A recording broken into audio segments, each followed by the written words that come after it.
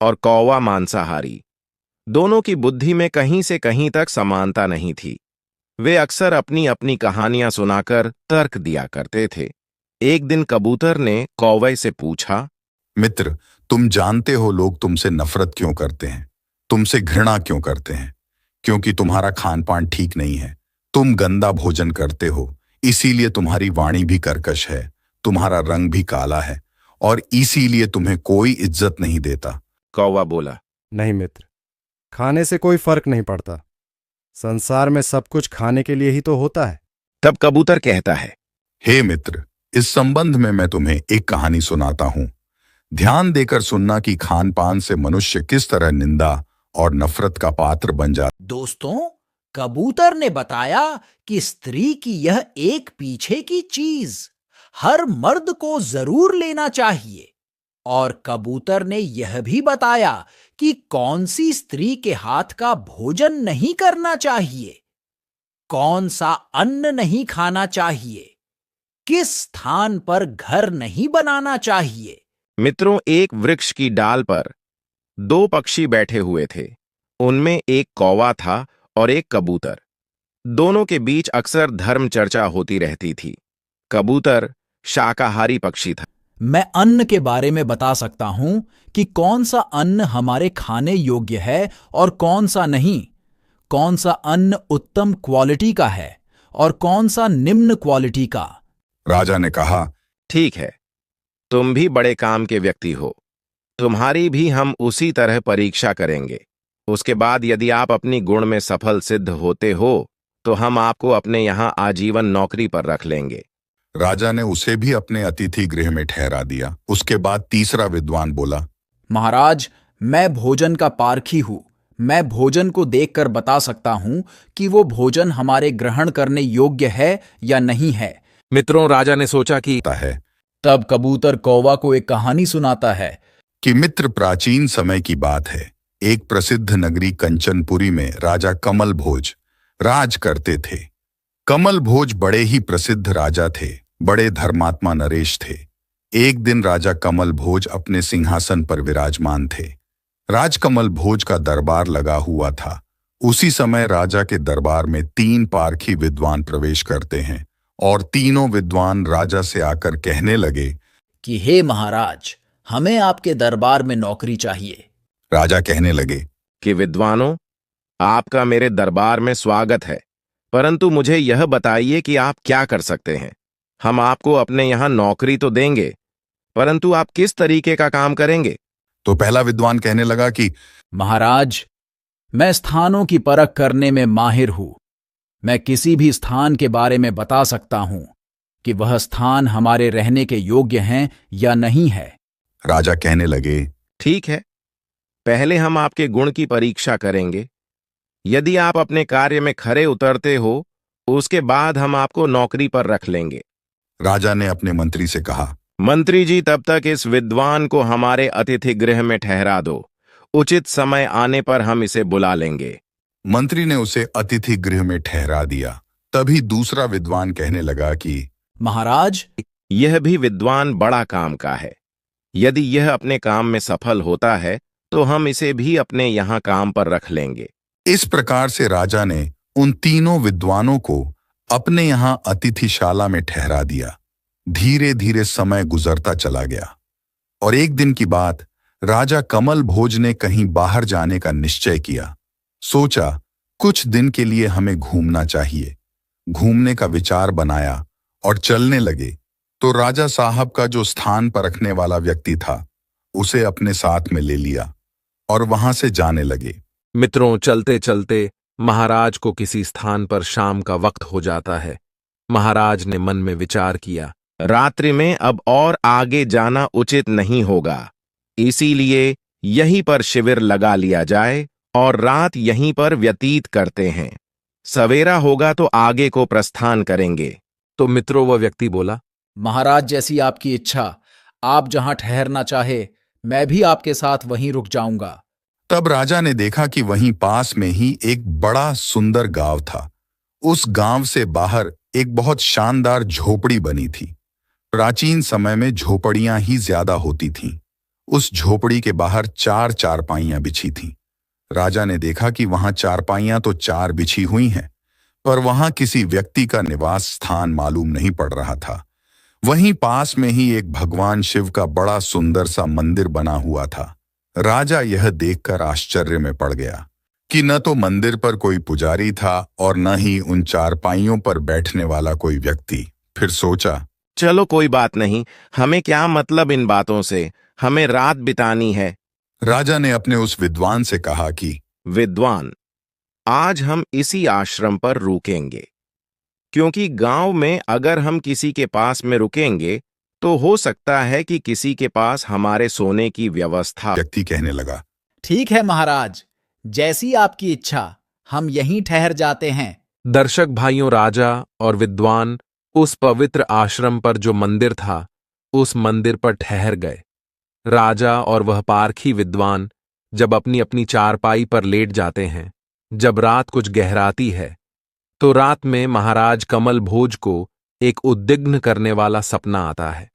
सपने में उन्होंने देखा कि राजा कमल भोज अपनी ही माता की हत्या कर रहे हैं। ऐसा भयानक सपना देखकर राजा की नींद टूट जाती है।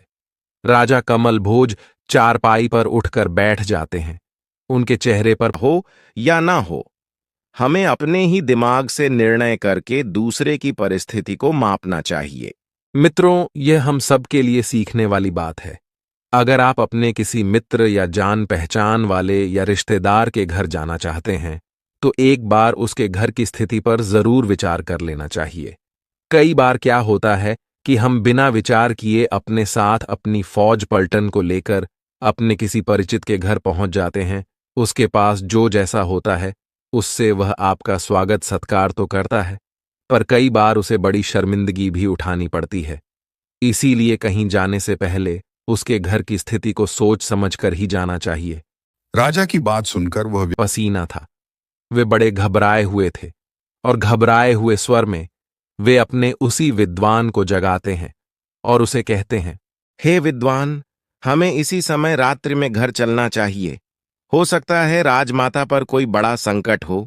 तो वो पारखी व्यक्ति कहने लगा, महाराज शांत हो जाइए। कहने लगा, महाराज, हमें घर चलने की कोई आवश्यकता नहीं है, क्योंकि जो आप सोच रहे हैं नरेश, वो मैं पहले ही जानता हूं। राजा कहने लगे, आप जानते हैं? आप क्या जानते हैं?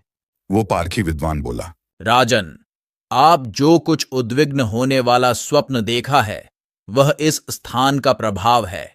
आपकी माता पर कोई संकट नहीं है। देखने में तो यहां भगवान शिव का मंदिर है, परंतु हे महाराज, इस मंदिर पर पहले एक पुजारी रहता था। एक दिन पुजारी ने किसी बात पर क्रोध के आवेश में अपनी माता की निर्मम तरह से हत्या कर दी थी। उसी पाप दोष के कारण राजन यह स्थान अपवित्र हो गया है।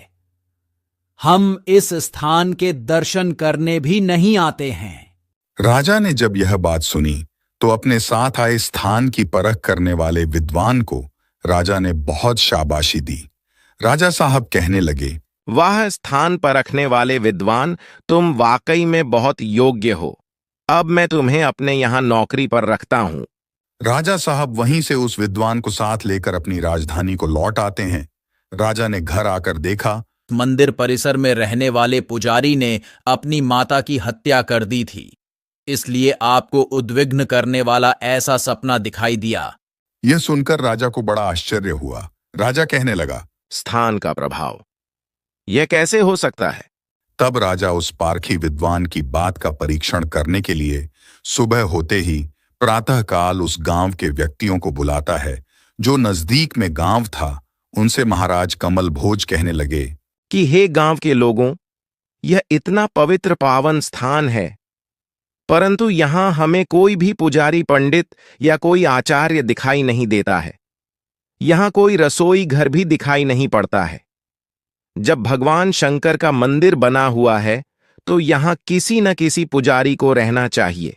राजा के पूछने पर गांव के लोगों ने बताया, महाराज की और पड़ोस के ग्रामीणों को बुलवाया तो उन्होंने बताया कि महाराज इस मंदिर में रहने वाला पुजारी ऐसा क्रूर व्यक्ति था कि उसने अपनी माता की निर्मम हत्या कर दी थी। इसकी बात बिल्कुल सत्य निकली। तब राजा ने उसी विद्वान से पूछा, विद्वान, आपको यह कैसे पता चला कि वह स्थान रहने के योग्य नहीं था? तो विद्वान राजा के दरबार में कहने लगा, महाराज, कि हम जिस स्थान पर रहते हैं उसका प्रभाव उसी समय पर आरंभ हो जाता है। महाराज, आप गंगा स्नान को जाएंगे, ये तो आपके मन में अच्छे विचार आएंगे। आप श्मशान घाट में जाएं। तो उनकी माता राजमहलों में कुशल पूर्वक थी। मां को देखकर राजा बहुत संतुष्ट हुआ और फिर जाकर अपने राज्य के सिंहासन पर विराजमान होता है। फिर उस स्थान पर रखने वाले विद्वान को बुलाया और भरे दरबार में उसके बारे में राजा साहब कहने लगे कि हे दरबारियों, यहां से जाने के बाद हम किसी स्थान पर ठहरे हुए थे और उस स्थान के बारे में इस विद्वान ने यह बताया कि इस स्थान पर कुछ समय पहले हत्या हुई थी। यह स्थान रहने के योग्य नहीं है, अपवित्र स्थान है, जबकि देखने में भगवान शंकर का वहां मंदिर बना हुआ था। राजा ने अपने सभासदों से यह बात कही थी कि मैंने जब उसकी जांच आएंगे तो वहां कुछ अलग विचार आएंगे। आप मंदिर पर जाएंगे तो वहां ईश्वर भक्ति के विचार आएंगे।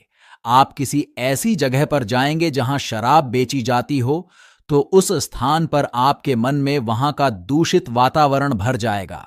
महाराज, अगर आप युद्ध भूमि में जाएंगे तो आपके मन में रणभूमि के विचार आएंगे। हे राजन, इसलिए स्थान का बड़ा महत्व होता है।